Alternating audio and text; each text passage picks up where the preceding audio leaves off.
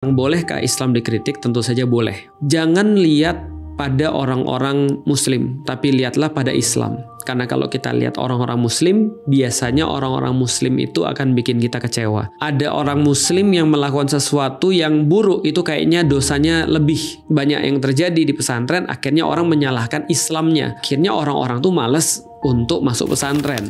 Assalamualaikum warahmatullahi wabarakatuh. Teman-teman sekalian sholat dirahmati Allah. Sekedar untuk menyampaikan seperti biasa apa yang mengganggu pikiran saya dan coba untuk saya sikapi supaya juga mudah-mudahan teman-teman mendapatkan manfaat. Ini tentang kritik. Dan saya secara pribadi itu pernah ditanya apakah Islam itu anti kritik. Jawaban saya tidak. Kalau Islam saja tidak anti kritik, ya tentu aja teman-teman tahu bahwasanya pasti ya Muslim juga nggak anti kritik dong. Cuman problemnya kalau aku pikir sih bukan hanya masalah kritik ataupun anti kritik, tapi sebenarnya kritik kita itu bisa membawa pada sesuatu yang produktif atau enggak. Itu sih menurutku pertanyaannya tuh sampai di titik itu. Karena gini teman-teman sekalian, kalau kita bicara tentang bolehkah Islam dikritik, tentu saja boleh. Walaupun orang-orang Muslim percaya bahwasanya Islam itu adalah agama yang sempurna. Jadi kalau seandainya ada orang yang mau mengkritik Islam, ya dia boleh melakukannya. Meskipun kalau yang kita yakini tentu saja pasti akan ada jawaban atau akan ada keadaan di mana Islam tuh kayak lebih bisa lebih daripada apa yang diduga atau bisa mengatasi daripada kritikan-kritikan tersebut. Tapi kalau Muslim jelas itu pasti bisa dikritik karena yang pertama adalah setiap Muslim meskipun dia udah melaksanakan mencoba untuk menjadi sangat Islami pun dia juga pasti akan punya kekurangan, dia pasti akan punya kealpaan. Yang kedua adalah ya apalagi kalau dia tidak menerapkan Islam atau dia nyangka dia menerapkan Islam padahal tidak. Nah ini menurut saya menurut aku secara pribadi ya ini terjadi ketika di zaman-zaman sekarang. Teman-teman ingat nggak sih kalau seandainya aku selalu bilang pada orang-orang yang misalnya mereka baru mau masuk Islam, aku bilang begini, selalu ya aku bilang, jangan lihat pada orang-orang Muslim, tapi lihatlah pada Islam. Karena kalau kita lihat orang-orang Muslim, biasanya orang-orang Muslim itu akan bikin kita kecewa. Kalau kita berislam, karena orang-orang Muslim biasanya kita akan merasa sakit hati atau bahkan kita berpikir untuk keluar lagi daripada Islam.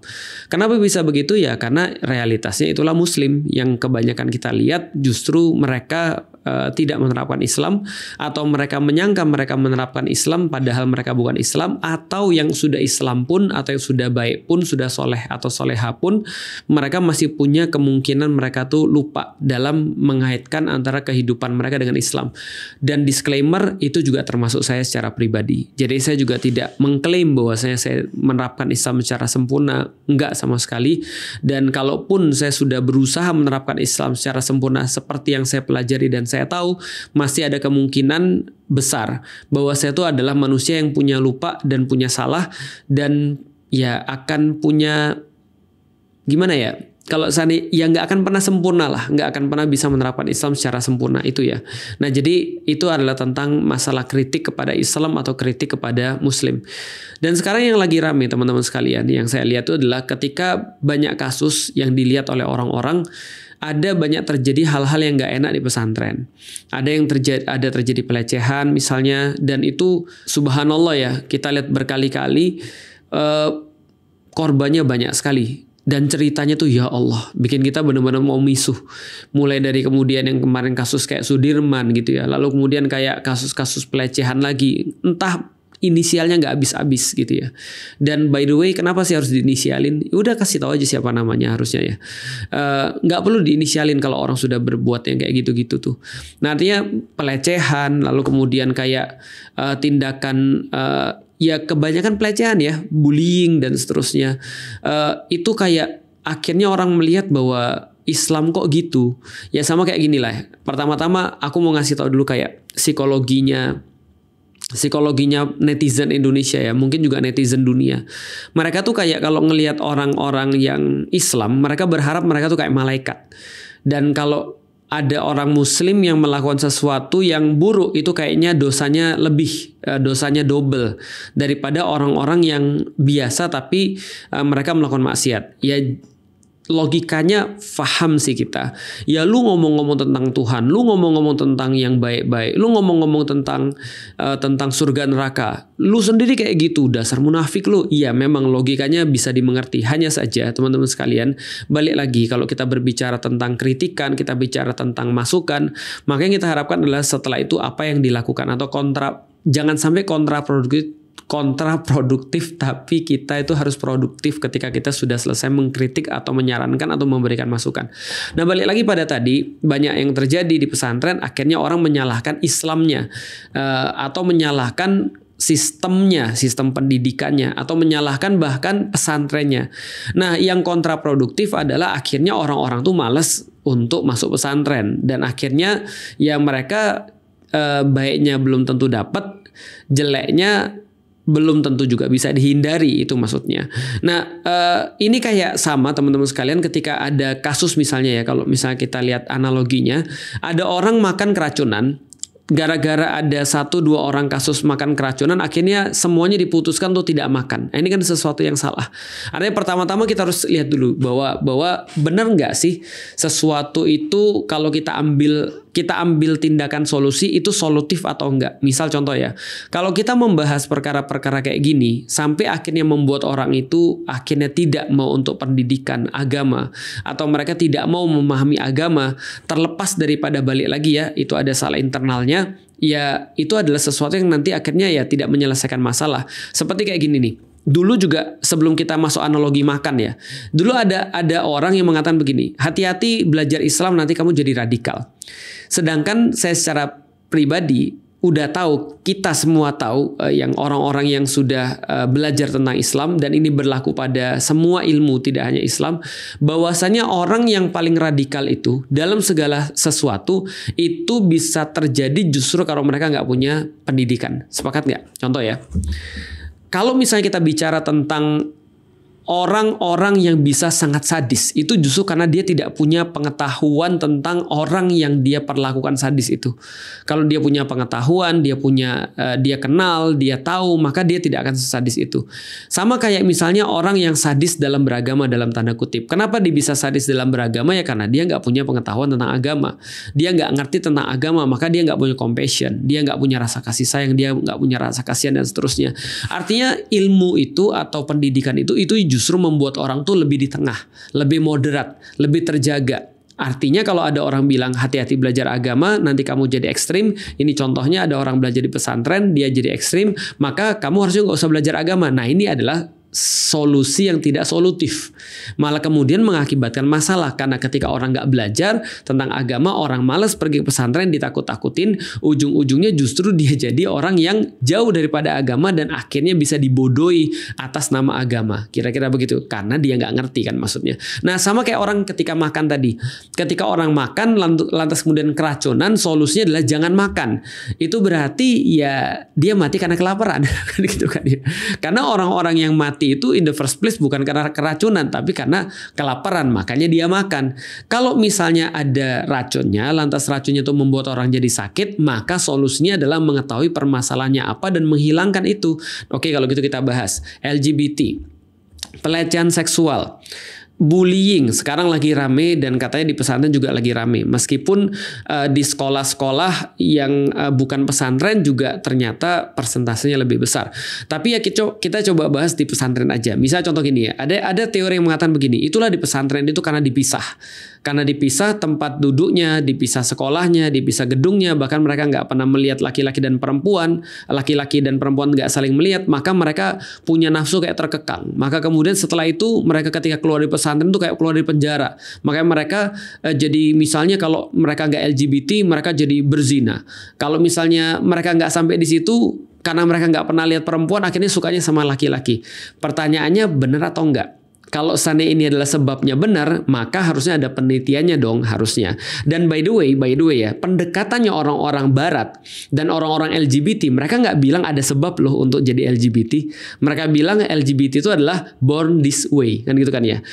Kita bisa debat soalan itu sih, tapi ya itu aja udah dari segi barat. Kalau barat mengatakan bahwasanya pesantren di Indonesia itu mengakibatkan LGBT, lah gimana sih? Kan lu yakin bahwasanya LGBT itu bukan penyebab, tapi kan penyebabnya bukan karena karena kelakuan atau bukan karena komunitas, tapi karena gen, gitu kan ya. Apa mau diambil juga gen sama komunitas sekalian atau gen sama interaksi dengan lingkungan atau apa? Ya, tapi itu membingungkan, tapi ya udahlah ya. Katanya seperti itu. Emang benar, belum tentu juga. Karena ternyata di sekolah tadi ketika ada orang yang dicampur pun ya mereka juga berzina juga. Bahkan kalau misalnya kita lihat ya, kota-kota dengan tingkat hubungan bebas yang paling tinggi itu kalau nggak salah, mohon maaf nih, kalau nggak salah mana? Bandung sama Jogja ya. Atau kota-kota pelajar lah ya, atau kota-kota yang banyak mahasiswanya ya. Nah, itu kan pergaulan bebas. Artinya pergaulan bebas dari dulu sudah menciptakan adanya hal-hal yang bersifat seksualitas tadi, hubungan seks bebas, ataupun tadi pelecehan seksual dan segala macam itu udah dari dulu. Jadi kalau menurutku ya itu kayak dibebankan total di pesantren kayaknya nggak pas juga. Kenapa harus pesantren yang digarisbawahi? Padahal pesantren itu adalah justru kalau kita lihat ya, dari segi pendidikan, kalau diterapkan secara benar itu lebih aman. Contoh kayak gini ya, nih sederhananya ya. Dari segi siswa, kalau misalnya satu kelas siswa biasa itu ada 40 atau 50 orang, kayak di zaman saya misalnya, tentu saja itu agak lebih sulit ngaturnya daripada ketika cuma misalnya 20 sampai 30 orang atau bahkan di bawah 20 orang. Dan pesantren-pesantren zaman sekarang, kalau misalnya teman-teman lihat ya sekitar segitu aja. Tapi banyak ustadz yang pesantrennya itu bahkan sampai 100-an orang. Nah itu berarti masalahnya ada di situ. Tapi juga banyak ustadz yang 20 orang tapi masih melakukan kayak gitu guru-gurunya. Nah berarti kita lihat di situ. Jadi intinya gini, intinya sih aku cuma pengen ngasih tahu supaya kita tuh kayak lebih bijak gitu maksudnya. Jadi tidak digebiah uyah seolah-olah ini adalah PR pesantren aja. Padahal kalau kita lihat ya, kalau kita sekali lagi, kalau tadi kan kita ngeliat internalnya. Tapi kalau kita lihat eksternalnya, dari segi eksternal ternyata negara kita juga nggak terlalu serius untuk membasmi sumber-sumber yang bisa untuk kita yakini sebagai penyebab LGBT, pelecehan seksual, ataupun misalnya kayak bullying dan seterusnya. Ini ternyata nggak serius juga ditanganin. Misal ya, gimana nggak terjadi bullying ketika anak-anak kita tumbuh misalnya dengan melihat ada geng motor. Anak-anak kita tumbuh dengan melihat dengan film-film yang bullying, pro kepada bullying, atau seolah-olah menggambarkan laki-laki yang jantan tuh harus bisa mukulin orang atau harus bisa untuk kayak menindas orang, atau misalnya justru terjadi pada ospek ketika mereka kuliah, ketika misalnya di kantor-kantor misalnya, atau misalnya di pemerintahan misalnya, yang kayak gitu-gitu ya gimana nih ceritanya. Terus kalau misalnya kita berharap bahwa bullying itu bisa untuk kita atasin, pelecehan seksual, lah gimana kemudian kita bisa ngatasin itu kalau misalnya yang namanya trigger-triggernya terus-menerus untuk dimunculkan, atau LGBT gitu kan ya. Coba lihat tayangan-tayangan di Indonesia misalnya, berapa banyak kemudian cewek-cewek yang bergaya seperti cowok atau cowok-cowok yang bergaya seperti cewek, yang lebih banyak lagi yang diberikan tempat yang kemudian itu bisa mempengaruhi orang dan orang ngelihat seolah-olah sesuatu yang biasa. Berapa banyak sekolah-sekolah punya guru-guru yang ya Allah tulang lunak. Itu kalau aku yang punya sekolah ya itu pasti udah aku pecat tuh orang-orang. Kenapa?